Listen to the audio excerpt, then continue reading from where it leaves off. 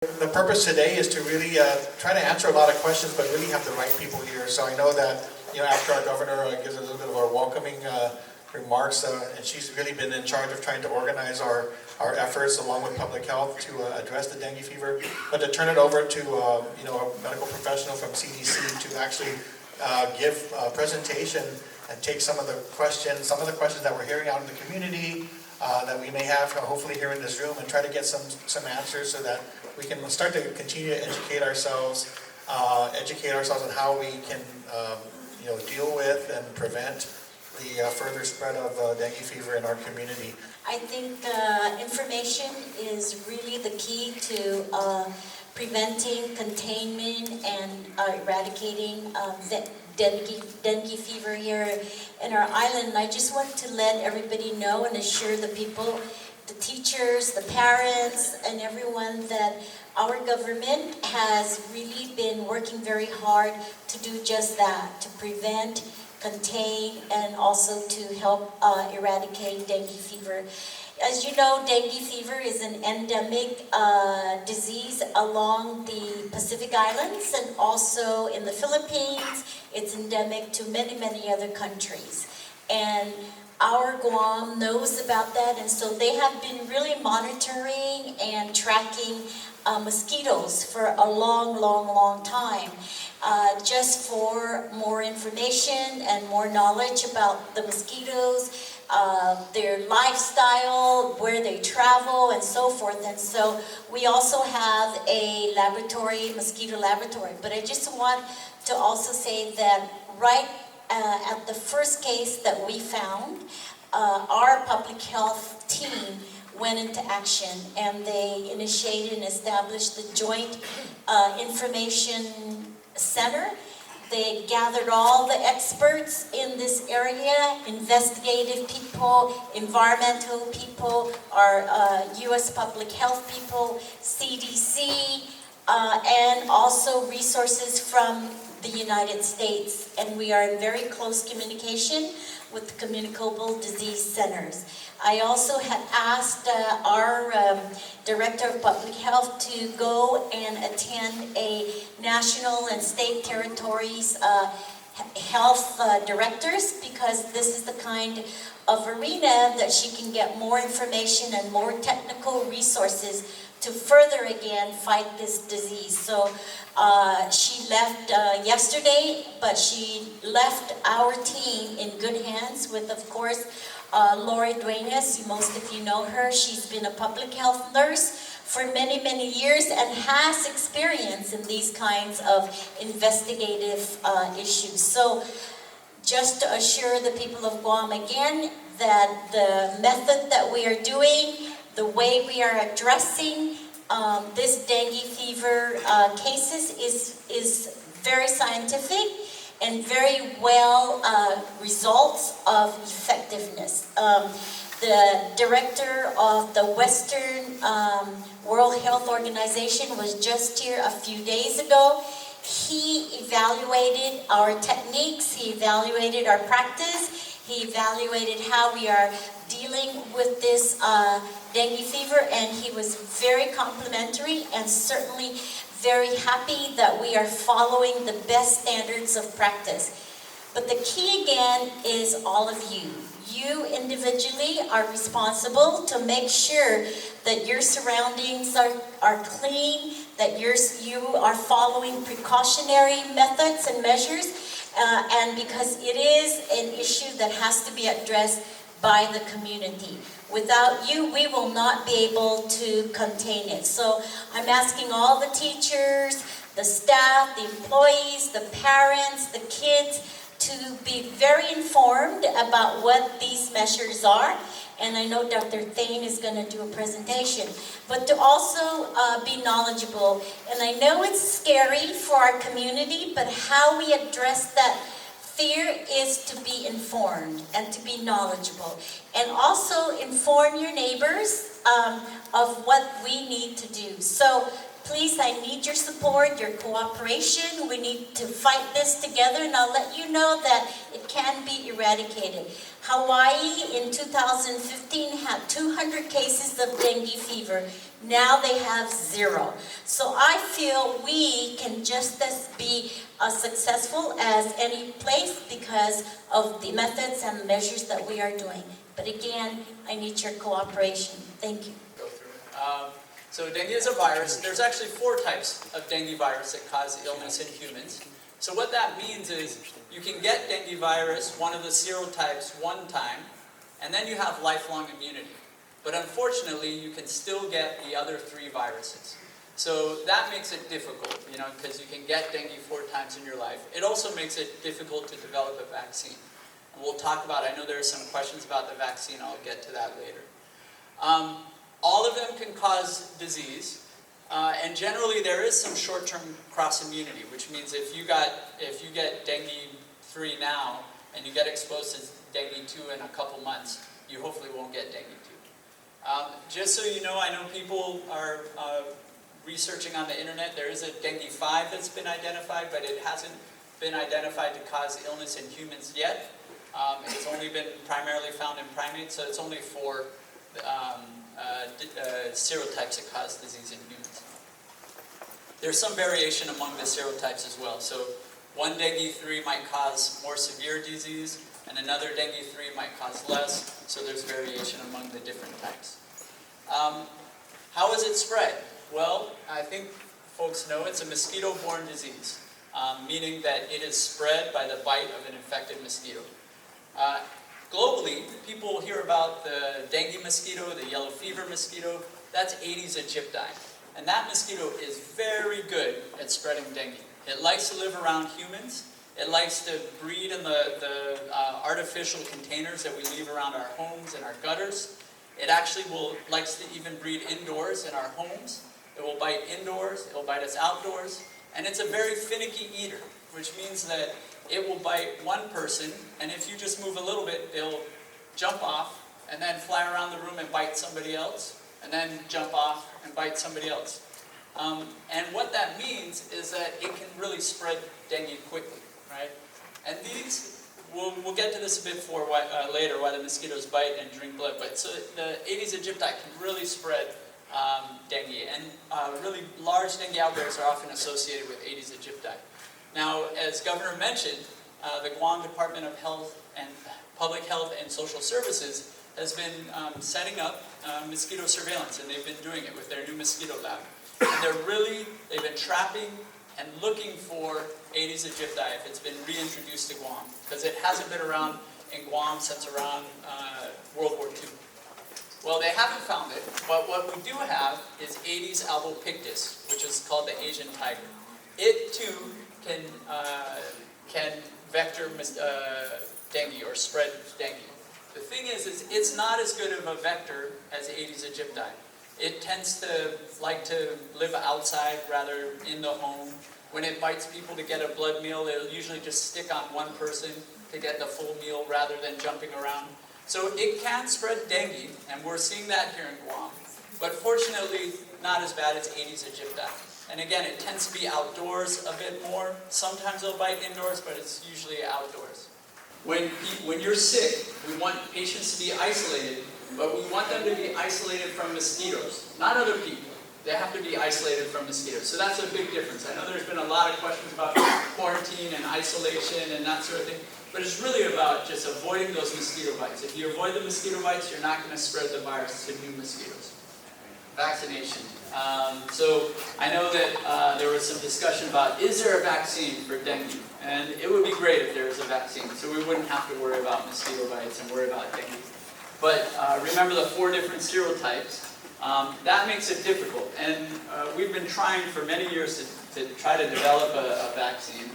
And they thought that maybe they had gotten close to having a vaccine, but the manufacturer, Sanofi Pasteur, in 2017, upon rolling out the vaccine, especially in the Philippines, they found that people who had not had dengue virus and were vaccinated, when they did have dengue virus, they had a higher risk of having severe dengue. we'll talk a little bit more about that later, but we really want to try to avoid severe dengue. So because of that, it has not been rolled out as widely as they had expected. The U.S. is still considering exactly how to roll it out in the U.S. and looking at possibly rolling it out in the territories where there is a lot of dengue and where it's common. Currently, dengue is not common in Guam. We hope that all our efforts continue to keep it that way.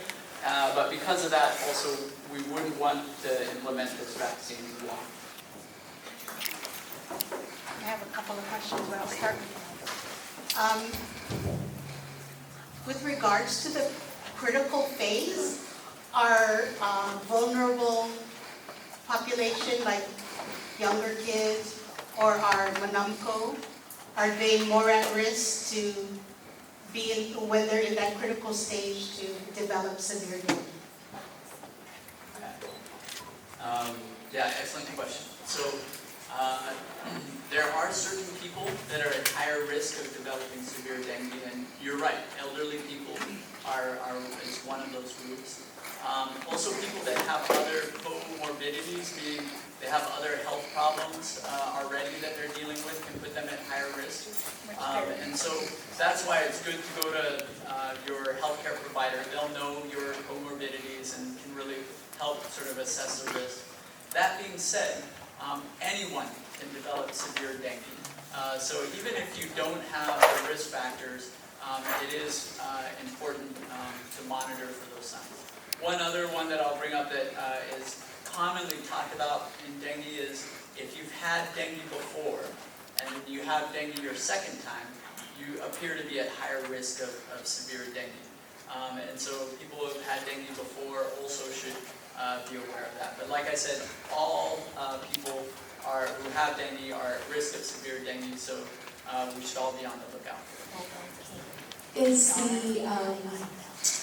the proactive approach of spilling out containers of water or standard water addressing just the reduction of mosquitoes, or is the female mosquito in her laying of the eggs also transmitting the virus to her eggs and larvae, which then produce more infected mosquitoes? Wow, you guys are asking all the good questions. All right, so what you're asking about is transovarial transmission or vertical transmission, which means that the mom mosquito has a virus, and then when she lays the egg, that virus would go into the eggs, and then as the larvae hatch and fly out, now you have a new batch of mosquitoes that are infected. Well, generally for dengue, they find that that's not the case. And so for the most, it's not the case. That being said, our world is a big world and there's nothing's absolute, right? So they have found in very rare instances, once in a while it might transmit to the eggs, but for the most part it doesn't. Great question. What is being done to isolate the patients who are infected now? Is there anything being done to isolate them? I hate the word quarantine, but I noticed in your slide that they should be isolated.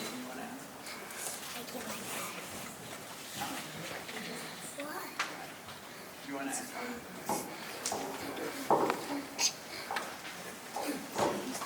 In previous discussions with other experts on dengue fever, the way to isolate them is just to tell them, like the doctor said, is avoid getting bitten by the mosquito. And if you have your symptoms, your signs and symptoms of dengue, stay in the house.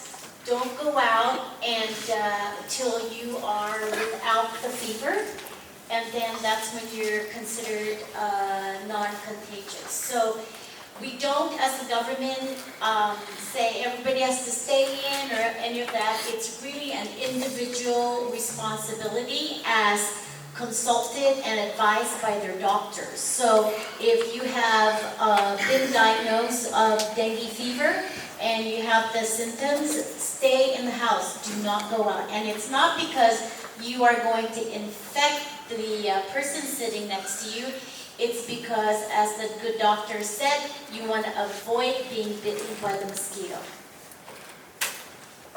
And And for our government, our resources are going towards cleaning areas. Our resources are going towards educating, giving out public information, talking to people, and bringing in staff and experts to help us with this. So that's our government responsibility, and that's what we have done.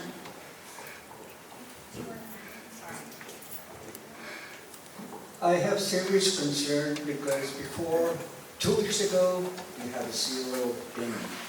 Then we had 2, now we have, I think, 4. And the information that we received from the folks in CDC said, expect more. So that's a cause for worry for a lot of us here. Before, we didn't have, 3 weeks ago in August, we didn't have any dengue people. Now, it's increasing. So that's a concern. I'm just a grandparent, but I am a resident of Toto, and of course, the schools are affected. So that's a concern. Thank you. So let me just add just a brief note about the school side of this, because I know we just announced continued school closing for Agata Johnson and on Northern Chalampago. So I just wanted to explain that to make sure people are clear on what's happening. So, we did close immediately when we were doing the spraying. Partly that we kept the school closed for that extra day.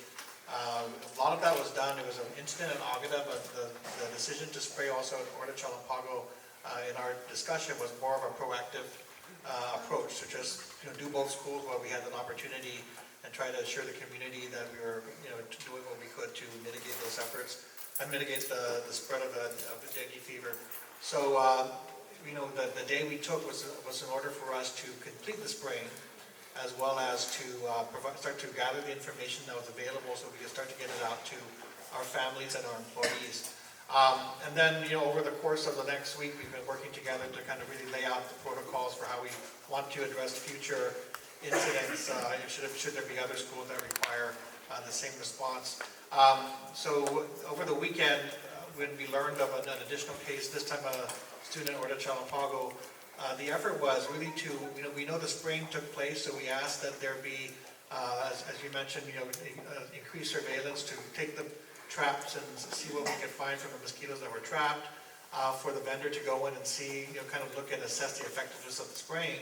But in addition to that, we know from the school administrators, both, and they're both here today, that the additional concern was the ponding basin. Even though the ponding basins are not the immediate concern, I think the concern was any debris, any containers, anything that might be found, any vegetation that might, harbor the smaller pools of water. Just one final comment on that, just because I think we've got a lot of questions from parents, and so for those, and again, we have employees here and parents here who are going to be on alert for what happens when we do resume the opening of the 2 schools. So I just wanted to make sure that there has been communication with our administrators and notification to parents that the uniform, with the support of the board, that the uniform policy in place for our DOE schools are relaxed to reflect the guidance given from public health, which is to allow for long sleeves, long pants, and just in order to jackets and so forth, in order to try to reduce the exposure to a potential mosquito bite. The administrators at the schools are charged with just kind of continuing to monitor the campuses and to continue to address situations where there is standing water, and to work with our facilities and maintenance crew to address those issues as they are observed. I know that some of our administrators are considering ways to keep our students inside as much as possible during the breaks. And then, as you heard earlier, our nurses have been, they're on alert and have been, given the same presentation by Dr. Hancock to be on, to be monitoring for any symptoms that might be present for students and employees who express that concern. So at the school level, we'll continue to provide information as we get it, working with the school principals to take those measures that we can to follow the guidance that we're being given here. And then I think over the period of time that we're in this state of monitoring and response, we'll continue to try to address this situation, in the close partnership with our fellow agencies.